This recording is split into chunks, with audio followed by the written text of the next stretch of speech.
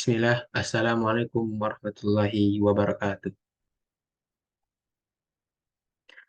Innal hamdalillah nahmaduhu wa nasta'inuhu wa nastaghfiruh wa na'udzu billahi min shururi anfusina wa min sayyiati a'malina may yahdihillahu fala mudilla lahu wa may yudlilhu fala hadiyalah.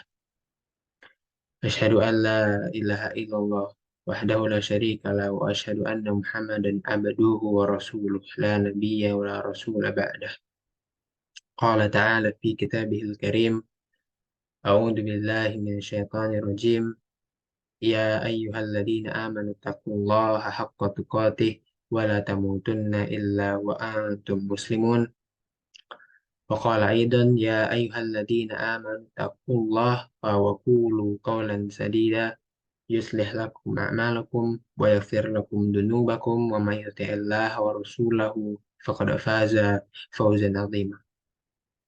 فإن أصدق الحديث كتاب الله وخير الهدى هدى محمد صلى الله عليه وسلم وشر الأمور محدثاتها فإن كل محدثة بدعة وكل بدعة ضلالة وكل ضلالة في النار أما بعد.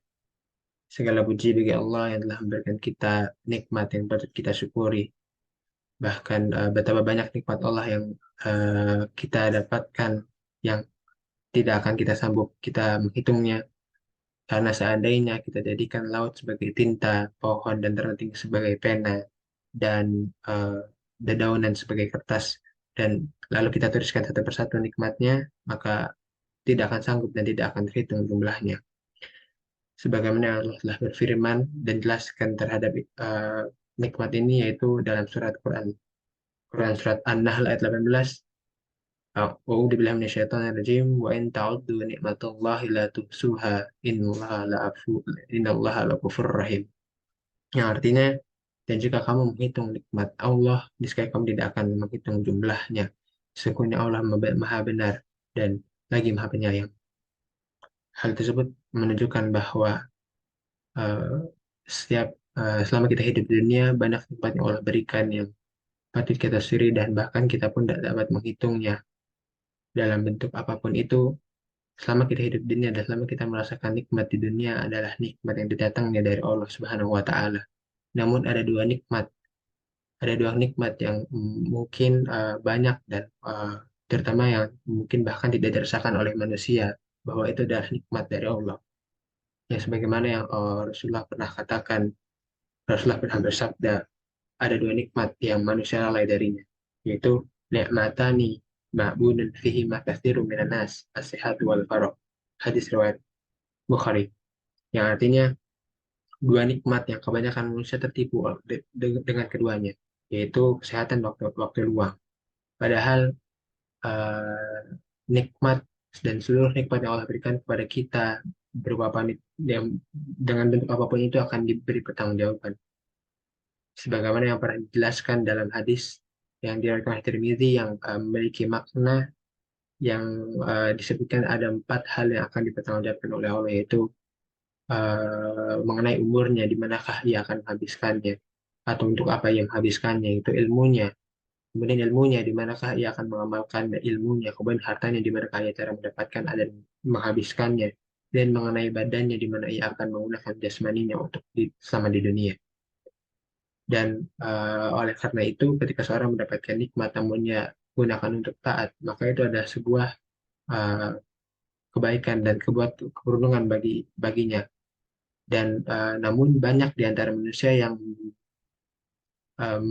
yang melalaikan dua nikmat, dan kebanyakan di dua nikmat ini yang disebutkan dalam dua hadis tadi, yaitu kesehatan dan waktu luang. Sehat adalah yang banyak dirasakan oleh manusia, namun tertipu dengan kesehatannya. Kita menggunakan kesehatannya untuk taat, banyak yang bahkan untuk maksiat. Sementara di luar sana ada sebagian orang yang menginginkan melakukan ketaatan atau mungkin melakukan kebaikan antar sesama manusia, antar sesama muslim, namun ia terhalang oleh rasa sakit atau terhalang oleh sakit yang ia derita, maka adalah sebuah pukulan dan sebuah peringatan bagi kita selama kita merasakan sehat, selama kita dapat bernafas dan berjalan dengan nyaman, adalah kesempatan, adalah sebuah nikmat yang harus kita gunakan sebaik-baiknya untuk melakukan ketaatan.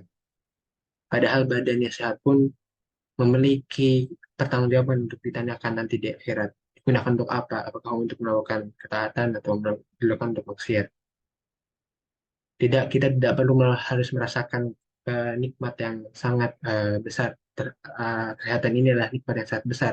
Ketika kita sudah terbaring lemah, tak berdaya di rumah sakit, maka kita harus merasakan dan harus menyadari bahwa ini nikmat yang sangat besar sebelum kita harus merasakan sakit. Kemudian yang kedua ada waktu luang. Waktu adalah sesuatu yang terus berputar dan terus Allah berikan sama kita di dunia dan tidak akan kembali. Oleh karena itu betapa banyak manusia yang tersesali oleh waktu. Waktunya hanya berlalu. Dia hanya merasa waktu ini berlalu dalam kehidupannya tanpa ada manfaat atau modal yang ia bawa untuk akhirat. Dia banyak manusia yang hidupnya hanya menghabiskan waktu dan ia di akhir masa tuanya menyesali penyesalan umur. Waktu ini ibarat dua pedang bermata dua. Jika digunakan untuk kebaikan, maka baik pula. Namun sebaliknya, jika digunakan untuk keburukan, maka dampak buruk juga akan terjadi pada dirinya atau bahkan nanti akan di penyesalan akan ada di akhirat. Betapa tidak, banyak manusia yang menghabiskan waktunya untuk maksiat. Namun tatkala ia sudah senja atau sudah tua, ia akan hanya Anda akan dapat meratapi masa mudanya. Betapa menyesalnya saat muda ia tidak dilakukan untuk kebaikan atau ketaatan. Maka ketahuilah bahwa dua hal di atas nikmat yang banyak yang dilalaikan oleh banyak orang itu tetap patut disyukuri tatkala kita memiliki iman dalam hati kita. Maka eh, dua hal nikmat tersebut adalah nikmat yang sangat patut disyukuri. Dalam pembahasan umur, dalam pembahasan kesehatan dan waktu luang, itu adalah terkait dengan umur. Rasulullah juga pernah bersabda dalam hadis yang diriwayatkan oleh Tirmidzi, suatu saat seorang laki bertanya pada Rasulullah, siapakah manusia yang terbaik? Maka beliau menjawab, orang yang panjang umurnya dan baik amalnya. Mantola umruh hasun amaluhu. Pertanyaan adalah kenapa orang yang paling baik adalah orang yang panjang umurnya dan baik amalnya? Karena orang yang banyak karena orang tersebut adalah orang yang banyak kebaikannya setiap kali umurnya bertambah, maka pahalanya pun juga bertambah dan derajatnya pun semakin tinggi.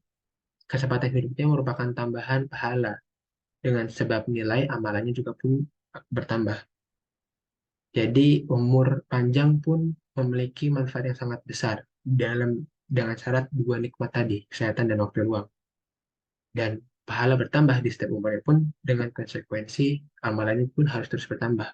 Maka akan dalam sebaliknya juga, maka akan menjadi orang yang paling terburuk atau seburuk-buruknya orang adalah orang yang panjang umurnya namun buruk amalnya. Karena waktu dan jam itu bagi seorang muslim adalah sebuah modal dalam dalam hidupnya untuk menjalani akhirat nanti di akhirat nanti. Maka sebaik-baik atau sedikit-sedikitnya iman seorang muslim adalah ia menggunakan modal tersebut untuk mengambil janji yang diberikan oleh Allah untuk surga nanti. Semakin banyak modal yang diinvestasikan, maka keuntungan yang akan diraihnya juga semakin banyak.